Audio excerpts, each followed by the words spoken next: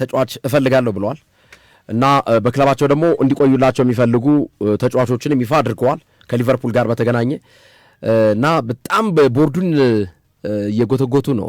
ሁለት ቦታ ላይ አዳዲስ ተጫዋቾች እንዲመጡላቸው ጥያቄ እያቀረቡ ነው። አንቶኒ ኢራዮላ ባካቸው አስፈርሙልኝ ምናምን ብለዋል። በግልጽ ነው የተናገሩት። ከዛ በፊት ግን አርሰናልን ከዛ ሊቨርፑልን ገባና ሌሎች ጉዳዮችን አያይዘን እናነሳለን። የኮሬስና የአልቫሬዝ ልውውጥ ሶፊ ያሳምነዋል?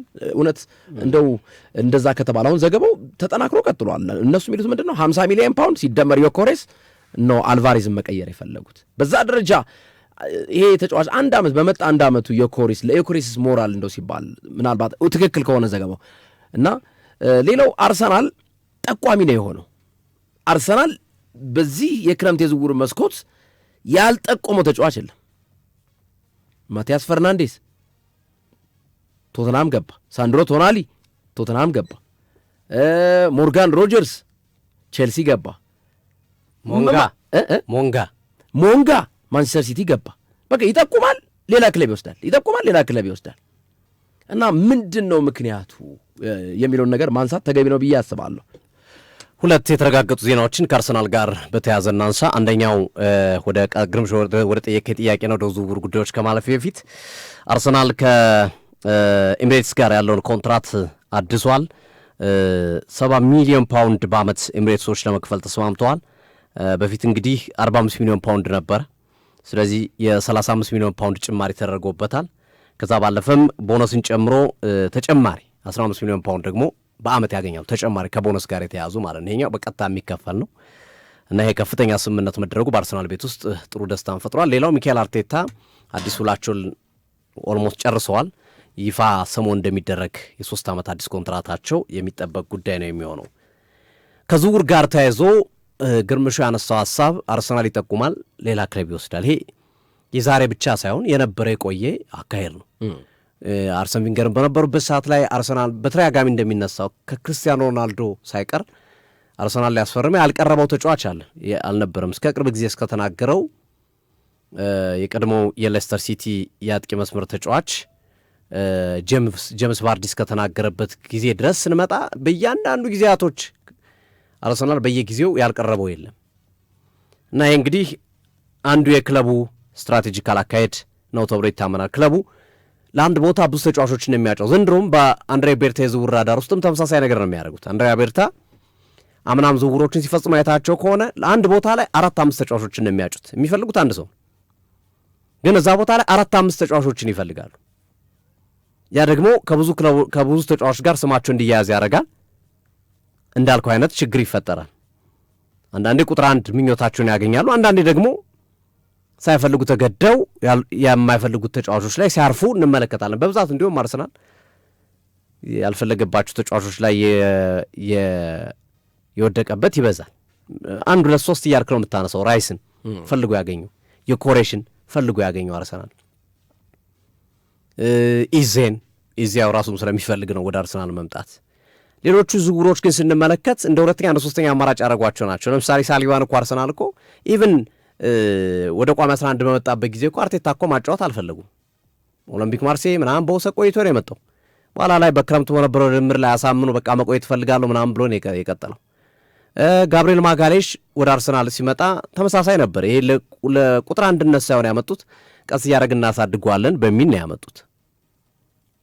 በንጽጽር እንደ ጁሊያን ቲምበር፣ ቤን ዋይት አይነት ተጫዋቾች እንዲሁም ይሻላሉ። ካላፊዮሪ፣ ሂንካፔ በቃ ማለት መጥቶ ይጫወታሉ፣ ቡድኑ ላይ ኮምፒቲሽን ይፈጥራሉ ተብሎ የመጡ ተጫዋቾች ናቸው። ዙቢሜንዲ የአርሰናል ፈልጓቸው ያመጣቸው በተለይ በአዲሱ በዚህ በሚካኤል አርቴታ ዘመን በተወሰነ መንገድ የሚፈልጋቸውን ተጫዋች ሲያገኝ እንመለከታለን። ባለፉት ጊዜያቶች ግን አርሰናል አንደኛ ቁጥር ተጫዋቹን ሳይሆን ሁለተኛ ሶስተኛ አማራጮችን ነበር ሲያገኝ የነበረው።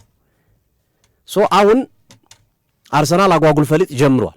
ግርምዬ የማይጠቅም አካሄድ በቃ እኛ ሻምፒዮን ነናል ሁሉም ይፈልገናል የሚል እንድምታ በውስጣቸው ያለ ይመስላል። ደጋፊዎችም እንደሚያነሱ ከሆነ ማለት ነው።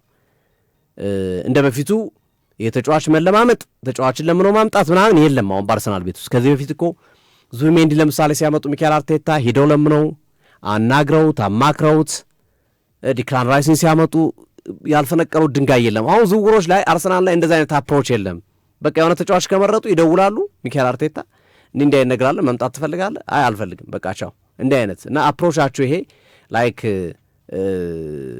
ኮንቬንሲቭ የሆነ ወይም አሳማኝ ሳይሆን ከፈለግና ከፈለግ ቅር አይነት ነገር ያ ነገር የመጣው ከሻምፒዮንነታቸው ጋር ተያይዞ በጣም አሪፍ ፕሮጀክት ስላላቸው በፕሮጀክታቸው በመተማመን እና መሰል ነገሮች የመጡ ናቸው ተብሎ ይታመናል እና ያ አስተሳሰብ መቀየር አለበት የሚሉ የአርሰናል ደጋፊዎች በርከት ብሎ ይደመጣሉ። ነው መለማመጥ ካለብን መለማመጥ አለብን፣ አሁንም ገና ነን፣ ብዙ ስኬት ማምጣት አለብን ብሎ ደጋፊዎች የሚያምኑት አርሰናልም እንደ ክለብም እንደ ባለቤቶችም እንደዚህ አይነት ሀሳብ ነው ያላቸው። እንዲህ አይነት ሀሳብ ካለ ደግሞ ለምንህም ማምጣት ይኖርባል። ነገም ሌላ አዲስ ፕሮጀክትን እያሳደግክ የምትሄድ ከሆነ ማለት ነው። አሁን የአርሰናል ደጋፊዎች ትልቁ ስጋት ብርድ እያላቸው የሚገኘው የብሩኖ ጉማሬሽ ጉዳይ ነው። ሞርጋን ሮጀርስን ዘንድሮ በዚህ ዝውውር ካጡ በኋላ የአርሰናል ደጋፊዎች ደንገጥ ብሏል። ሁለት ተጫዋቾች እናያጡት። አንደኛው ጀረሚ ሞንጋ አለቀ የተባለ ዝውውር፣ ተጠናቀቀ የተባለ ዝውውር ተጫዋቹም አርሰናልን ፈልጎ ጨርሶ ሁሉም ነገር ክፍያ ላይ ሲደርሱ እየተፋረሰ ነው። አርሰናል ለዚህ ታዳጊ ለ17 ዓመት ተጫዋች በድምር እስከ 30 ሚሊዮን ፓውንድ ድረስ አልከ ድምሩ ማለት ነው። ዝውውሩ ዋጋ 10 ሚሊዮን ፓውንድ ነው። ደሞዙ ኤጀንት ፊ ምናምን ሲጨምር 30 ሚሊዮን ፓውንድ ነው። በቃ የተጫዋቹ በአርሰናል 4 ዓመት ቢቆይ ወይም 5 ዓመት ቢቆይ ያን ያህል ገንዘብ መክፈል ይኖርባል። ገና ይውጣ ይደግ አይደግ ላልታወቀ ተጫዋች ይሄን ያህል ገንዘብ አልከፍልም ነው። ሲሲ ደግሞ የዞ ማሬስካ የተጫዋቹን ባህሪ ስላሰለጠኑትም እድልም የሰጡሳቸው ስለሆነ ስለሚያውቁት አፈፍ አረጉት ወደ ሄዶ ከአርሰናል ላይ አርሰናል ካሁን ይሸጡልኛል ገንዘቡን ይቀንሳሉ እያለ በሚጠብቅበት ሰዓት ላይ አፈፍ አድርገው ወሰዱባቸው። ቀጠሉ። ሞርጋን ሮጀርስ ላይ ተመሳሳይ ነገር ነው የሆነው። ትናንት እንዳነሳ ነው ፋብሪዞ ሮማኖ እንዳነሳውም አስቶን ቪላ 117 ሚሊዮን ፓውንድ ከቸልሲ ሲቀርብለት መጀመሪያ የደወሉት አርሰናል ነው። ልጁን ትፈልጉታላችሁ ሆይ ሲሉት አይ አርሰናል ገንዘቡ ትልቅ ስለሆነ ሽጡ ነው ያላቸው። አርሰናል አላመናቸውም አስቶን ቪላዎችን ይሄን ያህል ገንዘብ እንደቀረበ ወይስ ሪሊም ይሄን ያህል ገንዘብ መከፈሉ ልክ አይደል ብሎ ስላመነበት ነው። ይህ እንግዲህ ውስጣዊ ጉዳይ ስለሆነ ለእነሱን ተው።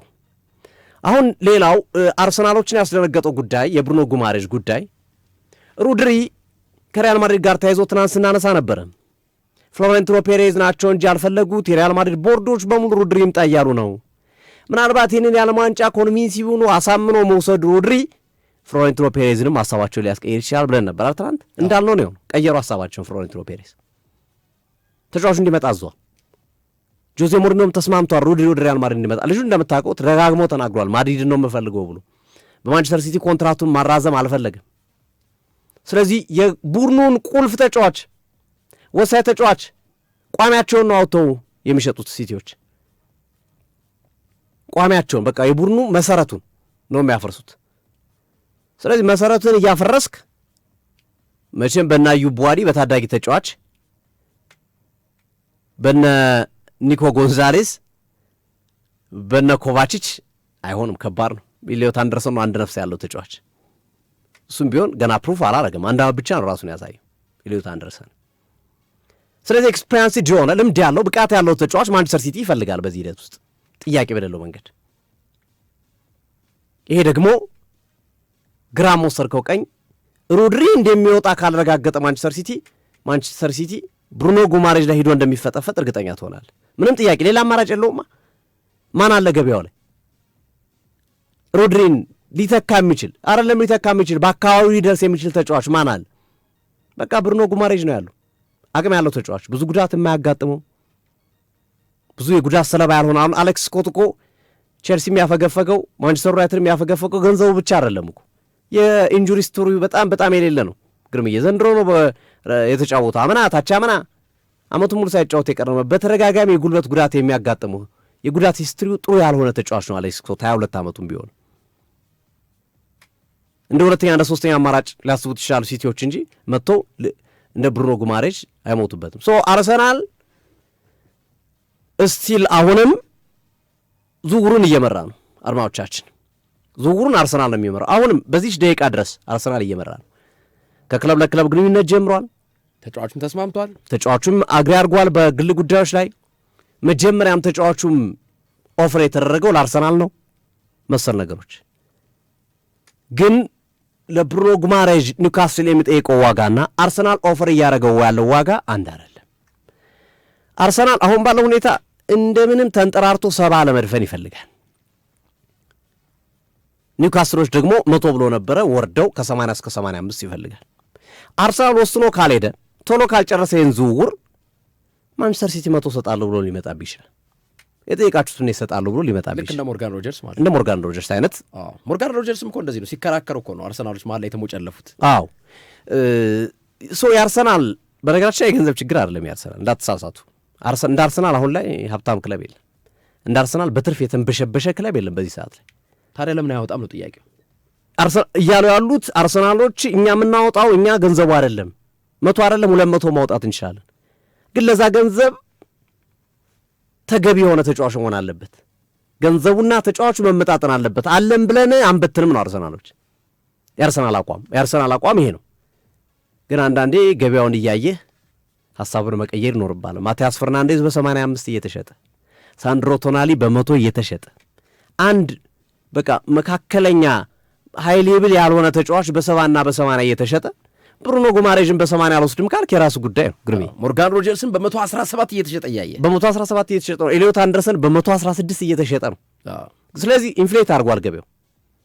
ተወሱን ማንቸስተር ሲቲ ኢንፍሌት ያድርገው ከፈለገ፣ ቼልሲም ይሄ የዝውውር ገበያው ዋጋ እንዲናጋ ያርጉት፣ እሱ አይመለከትም። አንተ ግን አሁን ላይ ተጫዋቹ ለማግኘት የሚገባውን ገንዘብ መክፈል ነው የሚጠበቅብህ እንጂ ኢንፍሌሽን አለ ብለህ ከፍተኛ ተጫዋቾች ባላስፈላጊ የገንዘብ ትክክል ባልሆነ ወጪ ወይም ያወጣት ስርዓት ነው ያሉት ወይም ለተጫዋቾቹ የሚወጣው ገንዘብና የሚሰጡት ሰርቪስ አንድ አይደለም ብለህ ወደ ኋላ የምታፈገፍ ከሆነ ከኮምፒቴሽን ትወጣለህ። ሌላ ጥያቄ የለውም እኮ ከፉክክር ትወጣለህ። አሁን ባለው ሁኔታ ኒውካስሎች እስከ 80 ይለቁታል ብሩኖ ጉማሬዥ። እነሱም ግግም ብሎ 100 አላሉ። እድሜውን ያውቁታል፣ ኮንትራቱ የቀረውን ጊዜ ያውቃሉ፣ የተጫዋቹን ኢንተረስት አይተዋል እና መሰል ነገሮች። ግን ከዘገየ ሲቲ አሁን ቶሎ ሪያክት እንደሚያደርግ እጠብቃለሁ። ሮድሪ ከወሰነለት ሮድሪ አሁን አለመወሰኑ እኮ ነው ሲቲን እንዲህ እያደረገው የቆየው። ሮድሪ ሳይወስን እንኳን ሲቲ እኮ ገና ቀጣይ ዓመት ሊለቅብኝ ይችላል ብሎ ሮድሪን አዩብ ቧዲን እኮ ለማስፈረም እየጨረሰ ነው ያለው። ሮድሪ ቁርጥ አድርጎ ከነገራቸው እነሱም ቁርጥ አድርገው ወስነው ይሄዳሉ ሲቲዎች። ደግሞ ሲቲ ደግሞ እንደ ማድሪድ ነው፣ ዳርት ነው የሚጫወቱ። ከአሰበ ይወስዳል። ይህን ሲሜኒዮን አይተናል፣ ማርገሂ ላይ አይተናል። ሊቨርፑል ሕክምና ምርመራ አድርጎለት ጨርሶ ያላስፈረመውን ተጫዋች ማርገሂን አፈፍ አድርጎታል ሂዶ ማንቸስተር ሲቲ የተጠየቀውን ስለከፈለ፣ ሌላ አይደለም። ሊቨርፑል ሲንገዳገር ነው ተጫዋቹን ያቆየው እስከ መጨረሻው ዝውውር ቀን ድረስ። ሲሜኒዮ በበርካታ ክለቦች ሲፈለግ ቆየ። ኢቨን አርሰናል እንኳን እስከ ዓመቱ መጨረሻ አልጠብቃችሁ ብሎ ጠየቃችሁ አርሰናሎችን፣ አይ አሉት አርሰናሎች። ከዛ ከፍተኛ ገንዘብ ከፍለው ወሰዱት። አሁንም ብሩኖ ጉማሬዥ ላይ ይሄ ነገር እንዳይሆን በሚል የአርሰናል ደጋፊዎች በጣም በከፍተኛ ሁኔታ አንድሪያ ቤርታንና የአርሰናልና አመራሮች እየጠየቁ ይገኛል። ቶሎ ሪያክት አድርጉ፣ ወስኑ፣ በኋላ ቁጭት ውስጥ እንዳገቡ የሚል አስተያየታቸውን እያስቀመጡ ይገኛሉ። ይሄ ትልቁ ዜና ነው እንግዲህ ዛሬ መነጋገሪያ ከሆኑ ጉዳዮች መካከል በተለይ የሮድሪ ወደ ማድሪድ የመሄድ ጉዳይ እውን እየሆነ መምጣቱ ለአርሰናል ስጋት ሆኖባቸዋል። ትልቁ ተፎካካሪያቸው ሲቲ ነው። ሌላ እኮ አይፎካከራቸውም። ሌላ ክለብ ያን ያህል ጉማሬዥን እሱም ስለማይፈልግ ግን ሲቲ የሚጠየቀውን ገንዘብ ከከፈለ ግን ብሩኖ ጉማሬዥም የሀሳብ ለውጥ ሊያደርግ ይችላል። ከዚህ በፊት እኮ ሲቲ ሊሄድ ነበር እኮ ማድሪድም ሊሄድ ነበር እኮ ብሩኖ ጉማሬዥ እና የሚታይ ነው። ሌላው ከጁሊያን አልቫሬዝ ጋር በተያያዘ የምነሳው ነገር ግምረዬ፣ እኔም እንዳንተ ነኝ ማለት ታማኝነት ያላቸው መረጃዎች አላገኘው፣ ግን ሮመሮች አሉ። አንዳንዴ ታብሎይዶች የሚያወጡት መረጃዎች በብዛት ውሸት ነው፣ ግን አንዳንዴ ደግሞ አይ ውሸት ነው ብለህ ታልፈውና እውነቱን ታገኘዋል። ስለዚህ መረጃውን ሰጥተል አድማጮች የመሆንና ያለመሆን እድሉን ብነግራቸው የተሻለ ነው ብዬ አስባለሁ። አድማጮች መረጃውን ትሰጣቸዋለህ፣ ግን ይህን መረጃ እንዳታምኑት። የተጨበጠ አይደለም። የጉማሬዥ የተጨበጠ መረጃ ጉማሬዥን የሚፈልገው አርሰናል የሚፈልገው ኒውካስል የሚፈልገው ሲቲ አሁን ያለበት ሁኔታ ይሄ የወሬ ምናምን ጉዳይ ሳይሆን በማስረጃ የተረገፈ ነው። ይሄኛው ግን የጁሊያን አልቫሬዝ እና የአርሰናል ጉዳይ ግን ታብሎይዶች በብዛት ያወጡት መረጃ ነው። መረጃው ምንድን ነው የሚለው አርሰናልና አትሌቲኮ ማድሪድ በሁሊያን አልቫሬዝ ዝውውር ላይ ተስማሙ ነው የሚለው መረጃው። እንዲሁም የተስማሙት አርሰናል ቪክቶር ኮረችና 50 ሚሊዮን ፓውንድ ለመስጠት፣ አትሌቲኮ ማድሪድ ደግሞ ሁሊያን አልቫሬዝን ለመሸጥ ተስማሙ ነው የሚለው። ነገር ግን አልቫሬዝ ወደ ባርሴሎና መሄድ ስለሚፈልግ ከአርሰናል ጋር በግል ጉዳዮች ላይ ለመነጋገር ፈቃደኛ አልሆነም። መረጃው የሚለው በግል ጉዳዮች ላይ መስማማት ስላልቻለ አርሰናል ዝውውሩን ፕሮሲድ ማድረግ ማስቀጠል አልቻለም የሚል ነው። እንግዲህ መረጃው የሚያሳየው ነገር እኔ ብዙም አላመንኩትም። ይቅርታ አድርግልኝ የኮሬሽን አርሰናል እኔም መረጃውን አላመንኩትም። እንደው ቅድም እንዳልከው ሶፊ ለመረጃነት ለአድማጮች እንንገራቸው ነው። የኮሬሽን አርሰናል በየትኛውም የዝውውር ሁኔታ ውስጥ ማካተት ተገቢ አይደለም። ክሊያን ምባፔን ቢያገኘው እንኳን ሃላንድ እንኳን ቢመጣለት በጣም ዲስሪስፔክት ነው ለቪክቶር ኮሬሽ ማለት ነው። እና አይመስለኝም ተረጋግቶ እየሰራ ነው ቪክቶር ኮሬሽ በአርሰናል ልምምድ ቦታ ላይ በጣም ተረጋግቶ በጣም አሪፍ ዝግጅት እያደረገ ነው። በሚቀጥለው ዓመት ራሱን በደንብ ማሳየት ይፈልጋል ከአምናው በተሻለ። አምና ብዙ ትችቶች ሲበረክቱበት ስለነበር ይሄ ብዙም አያስኬደኝም። እንዲያውም ሊያስኬደኝ የሚችለው ጁሊያን አልቫሬዝም ለብቻው ዝውውር አሁን ሞርጋን ሮጀርስን ስለማያመጣ ስለተረጋገጠ የሞርጋን ሮጀርስ ጉዳይ ከፍተኛ ገንዘብ መመደብ የሚችልበት እድል አለ።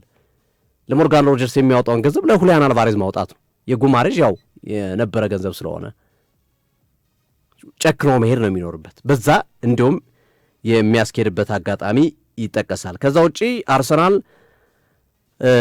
ካዋ ፓፉና የተባለ የ15 ዓመት ታዳጊ ከብራዚሉ ክለብ ፍላሚንጎ ለማስፈረም ጥሩ መንገድ ላይ እንዳለና ቤተሰቦቹም በሙሉ ወደ አውሮፓ ለመምጣት በመዘጋጀታቸው ከአርሰናል አካዳሚ ጋር ኢንተግሬት ለማድረግ ለማዋዴንን ታዳጊ 15 ዓመት አማካኝ ካዋ ፓፉናን ፍላጎት እንዳላቸው ይጠቀስ ነው። በአብዛኛው አርሰናል አሁን ትኩረቱ ያደረገው ይሄ የወደፊቱን ቡድን መስራት ላይ ይመስላል። ዘንድሮ የአርሰናል ዝውውር ዘግየት ብሎብኛል። በዚህ ሰዓት እኮ ቪክቶር ኮሬሽ ፈርሟል። አምና በዚህ ሰዓት ቪክቶር ኮሬሽ ፈርሟል። ግርቤ ሊቨርፑልም እንደዛው ነው ባይዘ ተመሳሳይ ሊቨርፑልና አርሰናል ፈዘዝ ብሏል። ከኦሳሱና ሙኞዝ የሚባል ተጫዋች ብቻ ነው ያመጣው ሊቨርፑል እና ማነው ጃኬ የሚባለው ተጫዋች አምና ያለቀ ነው። በእርግጥ እሱ ያምና ነው። በዘንድሮ ግን ከኦሳሱና ሙኞዝን ብቻ መጡ። ከዛ ውጭ ማንም የለም ሊቨርፑል። በዛ ላይ ደግሞ ቨርጂል ቫንዳይክ 35 ዓመቱ ነው።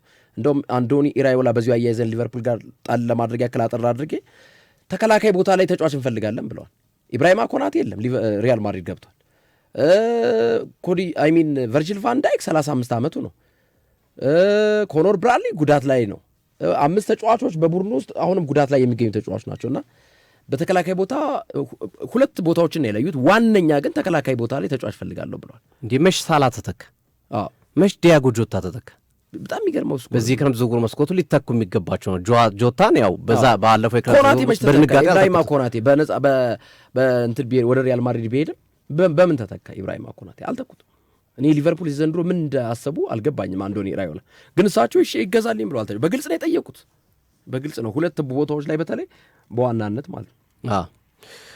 ስለዚህ የሊቨርፑል ጉዳይም ምንም ለውጥ የለም። ግን ሊቨርፑል ከአንድ